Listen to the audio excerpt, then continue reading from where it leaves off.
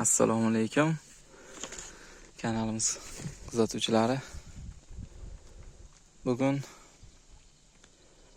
10-aprel 2025-yil 18-mart kuni ekilgan Mamston ro'zoyi pomidorlarimiz.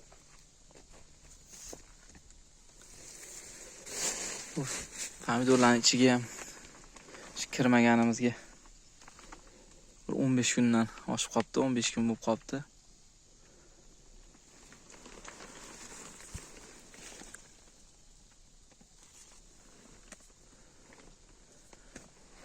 Hosil solishlari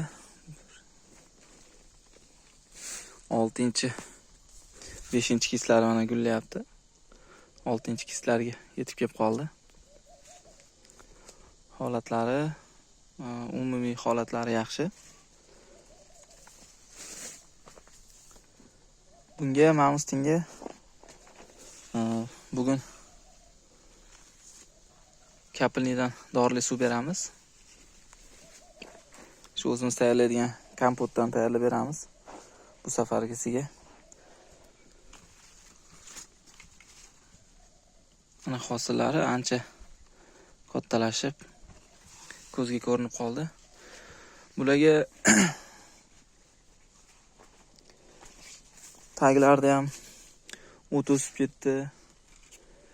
Tepasida bachkilari o'sib ketib qoldi. Endi pastda 20 sotikdek pomidor bilan ochiqda 30 sotikka gulkaram ekkandik, toshkaram bilan gulkaram. O'sha bilan ovora bo'lib, bu yoqqa kira olmadik. Agrotexnikasi qilinmadi-yu. Lekin suvlari как положено vaqtida qo'yilgan. Faqat qara olmadik deganda ichiga kirib ishlov bera olmadik. Mana kattaliklari.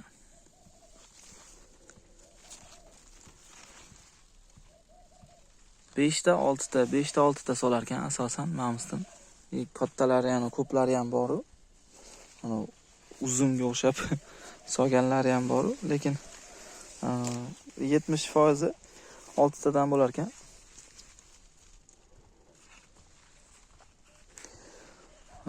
Bu pomidorlarimiz 40 cm ga ekilgan. Arig'ini o'rtasi 50, 80 ga 50. Ko'chat bilan ko'chat orasi 40 dan bo'lgan. Bularni mana orasidagi cheres barglarini olib chiqilyapti. Mana bugun kechadan boshlab kecha biroz yarmini aylantirdik. Bugun yarmini aylantiryapti ukam. Tagidagi o'tlarni mana boshlab chiroyli qilib qo'ydik endi. Qolganlarni ham shunaqa qilib qo'yamiz.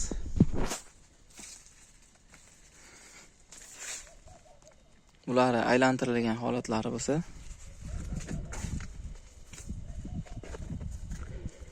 mana shunaqa holatda edi. Buni ham yarmi biroz aylantirildi.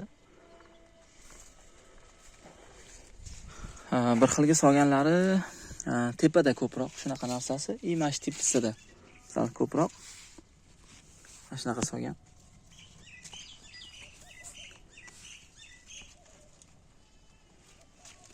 Shu o'zida 10 ta bor ekan hosil. Bitta birinchi kist o'zida.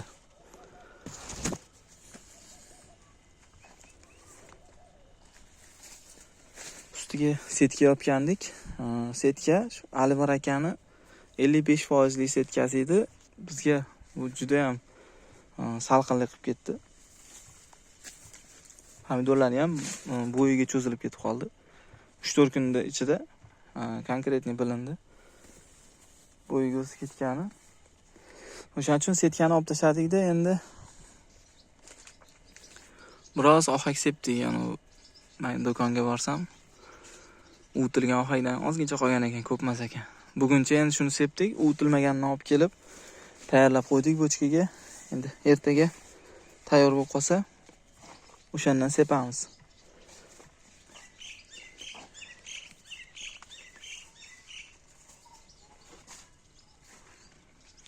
Bugun berayotgan oziqamiz.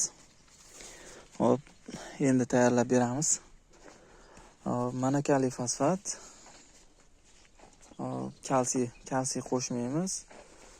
Biroz 1,5 kilodek Nutrient Plus qo'shamiz tonnaga. Yana magniy sulfat bor, undan beramiz. Yantarniy kislota bor. O'shandan biroz qo'shiladi 100 gram. Mikroelement bor. 320 dan olib kelgandim. O'sha mikroelementdan ham beraveramiz. Bunisi mana shu ikkitaligi ochilgan holati. Orasidagi barglari olingan, ortiqcha bachkalari olingan. Hosilda tagida bitta barg qolgan, tepasida bitta barg qolgan, o'rtasidagilar olib tashlangan.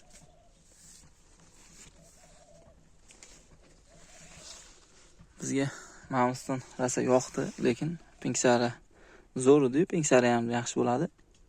Bu faqat suvni uncha suymaydi deb aytishyapti.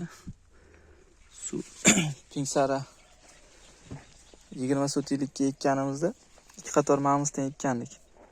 O'shanda imini o'sha Mamstoni bor, ikki qatorida Mamstoni bor teplisamiz. 18 soat quduq yonib qolib ketgan. Xullas necha tonna juda ham ko'p suv ichgan. 208 sotik teplisada bitta quduq 18 soat yonib qolib ketgan. Bugun abitda o'chirilish kerak bo'lgan bo'lsa, tepada avtomat, uyda oltdan avtomatdan o'chirilgandi-yu, past tomoniga traynik tiqilgan bo'lgan. Shu bilan Mamston uncha bo'lmagan. G'ovlab ketib qoldi.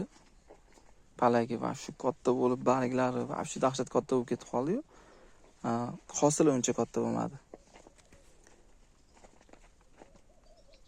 Pinksara bo'lsa, o'sha teplisadagi Pinksaralar va shu zo'r holatlari. Pinksaraga endi ko'proq suvni yaxshi ko'radi, ko'proq. 3-4 kun setka opganimizga salqin bo'lganiga mana shunaqa. Bu ham hali ushlamagan emas-u. Qiynaldi-da gulini ushlagani. Bu o'sha setka opishimizdan oldingi holatlari. Keyin yaxshi ozgincha qiynalayotganga o'xshab ko'ringanligi uchun setkani olib tashladik-da.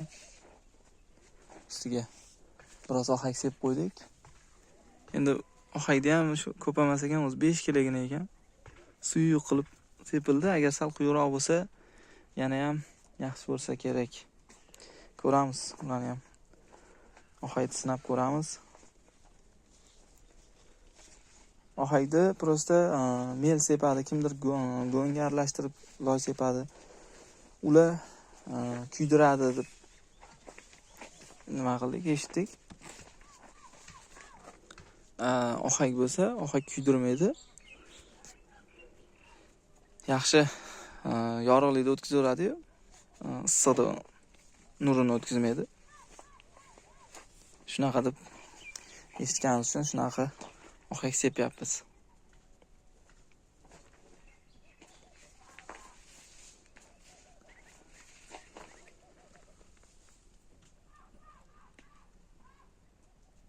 Ancha ochilib, havo aylanib qoldi ichida.